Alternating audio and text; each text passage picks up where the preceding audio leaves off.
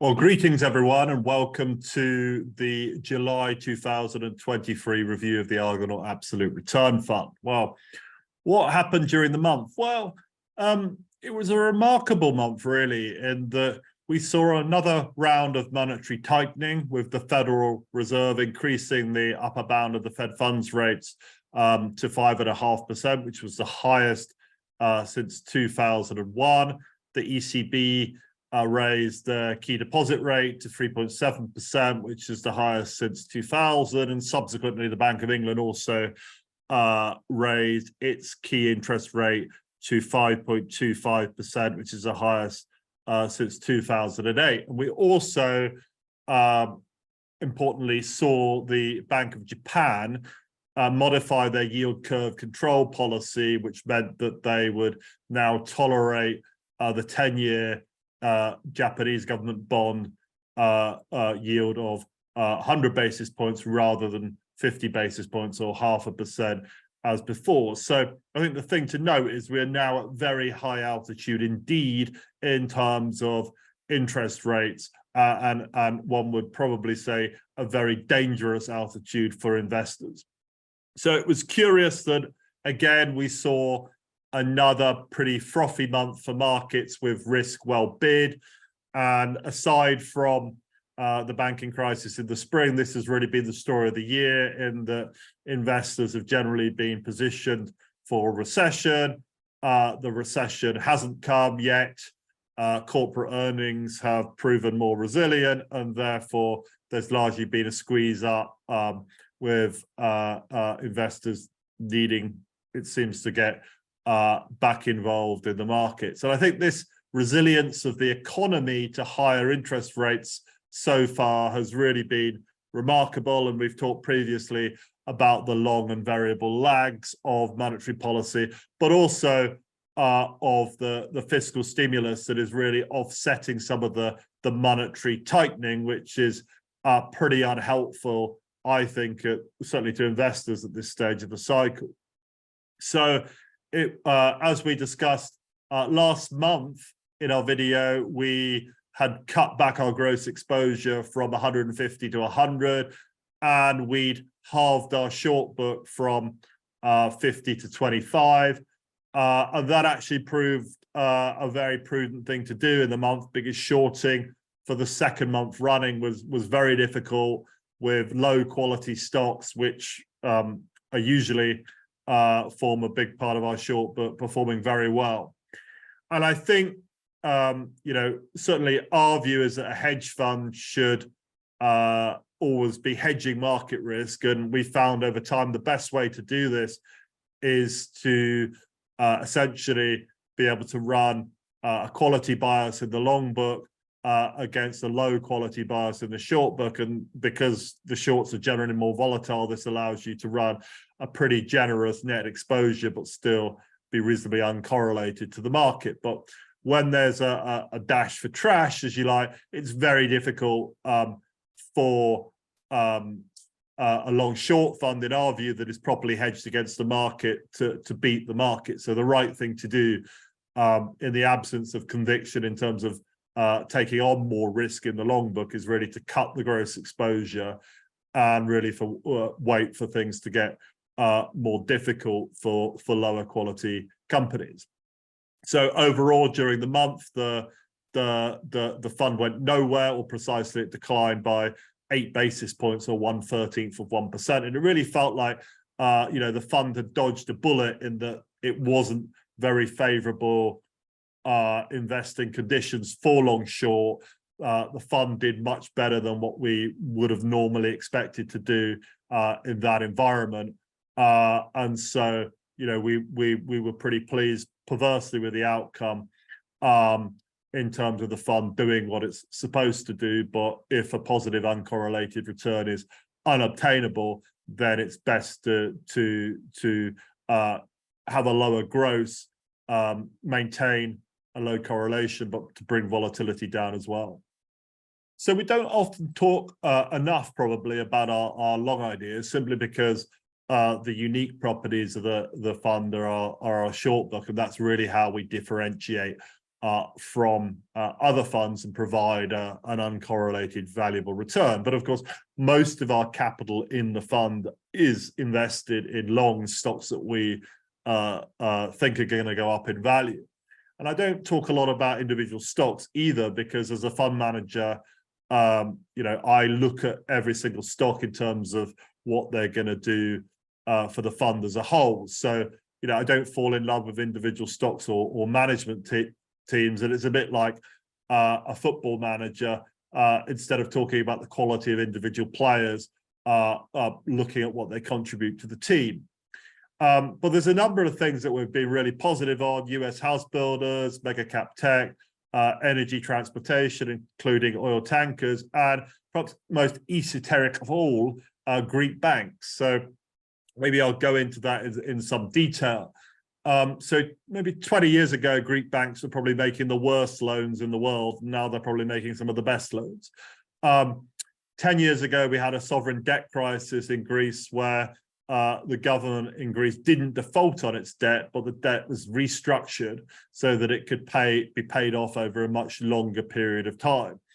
And this was a bad time for the Greek economy. It's a bad time to be an investor in Greek banks, because the non-performing loan ratio went to 50% of all assets. So 1 in 2 loans in Greece were defaulted upon.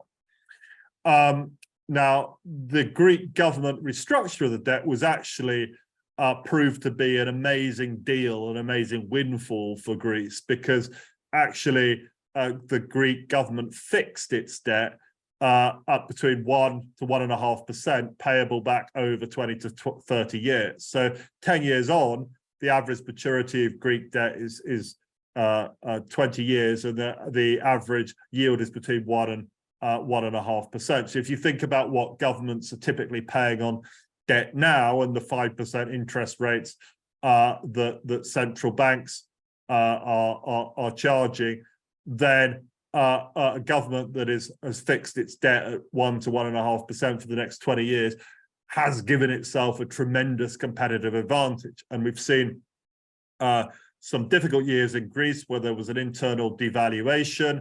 Now there's record foreign direct investment in Greece. The economy is booming, so shipping's booming, tourism is booming. The economy is growing at 5%, which is best in class within an overall woeful growth rate within the Eurozone. And if we look at Greek banks, well, unlike in America, where there are thousands of banks competing for deposits, there is only really 4 banks in Greece, so they don't typically pay up for deposits. There's some decent loan growth now. The economy is recovering. I think more importantly, non-performing loans have been cut from 50% to just 5% in the last 10 years. So what we're seeing is actually really, really strong recent results with very powerful earnings upgrades driven by net interest income expansion.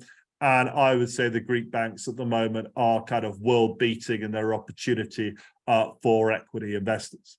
2 months ago, we, along with many others, were worried about the fact that the rebuilding of the government bank account or the Treasury General account after the debt ceiling would cause a debt crisis, because essentially, given the slope of the yield curve, most treasuries yielded less than what banks and non-financial institutions could get by depositing their cash back at the Federal Reserve within that Fed funds range of currently 5.25% to 5.5%. However, the US government got round this by issuing 3 trillion of T-bills with 6 months duration or less. And as a result, we're paying a few basis points more than what non-banks were getting, depositing their cash back at the Federal Reserve in the reverse repo. So we've essentially seen 500 billion come out of the reverse repo and into the Treasury General account. And that has been a way of avoiding a crisis, but it's not sustainable in that the US government can't fund itself with 6 months paper duration or less indefinitely, and has to keep refinancing that, of course, every 6 months. And of course, by refinancing it at 5.5% at the highest spot in the yield curve, they're actually paying more for that debt than what they might otherwise do. August has started inauspiciously with 3 big down days for markets. And I think that's really being caused by the 10-year Treasury note rising above 4% for the first time in October. Remember, it had got down to, I think, about 3.2% a few months ago. And that's coincided with a Fitch downgrade of the US from AAA to AA+. But I think it's helped catalyze worries about how sustainable the US deficit is. So there's currently about $24 trillion of treasuries outstanding. And over the last 13 years, the government debt markets have really generally been supported by central bank buying.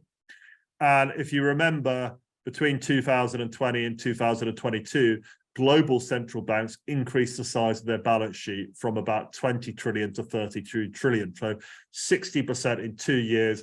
That caused a load of inflation because it actually leaked out into the real economy.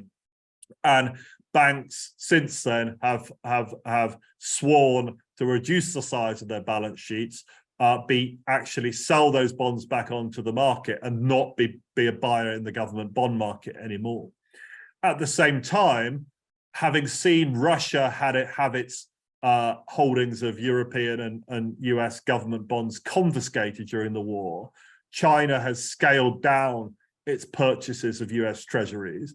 And with the yield curve control adjustment, Japan, which is the other major surplus country in Asia, will now presumably be buying more of its own bonds rather than US treasuries. And indeed, the financing or the hedging of those FX costs were also proving problematic.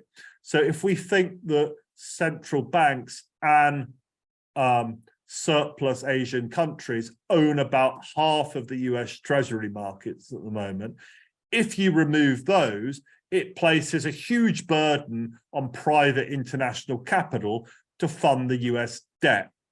And the deficit currently is 2 trillion a year. The interest on that deficit at an average of 2.7% is around 700 billion. That rate will go up as that debt is refinanced. And then you have the Federal Reserve doing about 1.1 trillion of quantitative tightening a year on an annualized basis.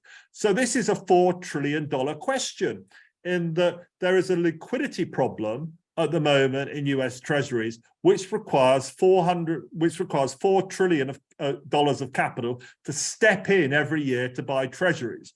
Now, if there is a recession in the US, then you would expect institutional investor demand to pick up, because there'll be an expectation of making money as treasury yields fall. However, absent a recession, there'll be the incredible problematic supply and demand issue, where there's 4 trillion of supply a year, and it's just very, very difficult for private capital markets to fund that, now that central banks and surplus Asian economies have stepped back from the treasury market. So this is, in my view, the big risk to markets going forward. And the reason why it's a really big risk is that every financial asset in the world is priced off the risk-free rate, which is the rate of US Treasury and the yield on US Treasuries. So if there's a blowout in Treasury yields, then that will mean there'll be a significant reassessment of value in pretty much every financial investment worldwide, including all stock markets. So far this year, I think the fund has behaved pretty similar to what we would have expected, in that when there have been very buoyant months for stocks and rubbish stocks have done well, like in January or in June and July, the fund has struggled to make gains. And when the market has been concerned about something, and like it was in the banking crisis that we had in March, the fund has delivered in spades by adding a lot of value in the short book. Now, obviously the fund has delivered pretty uniquely double-digit returns, which have been uncorrelated in each of the last 4 years, and we still hope to do that this year. There's another 5 months to go. But I think in general, we aim to make returns off long and shorts. And I think as the market gets more difficult, like it has at the start of August, then I think our strategy will certainly differentiate itself against those strategies which are long only or passive and rely on market direction. And I'd also encourage people to watch our video on the investment free lunch and what uncorrelated returns can do for you in terms of diversifying your portfolio.